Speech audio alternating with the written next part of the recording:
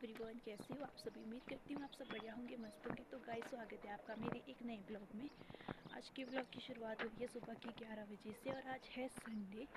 आज आ रही हम बाजार। मौसम भी थोड़ा ख़राब चल रहा है। छोड़ देंगे फिर वो, पता नहीं।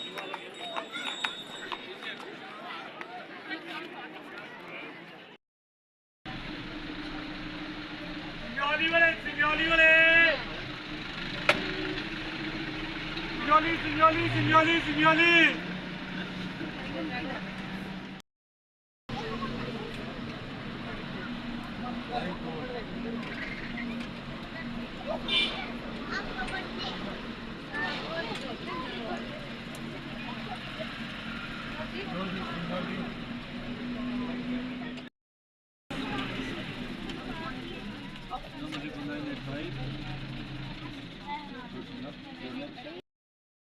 नाइट व्यू यार।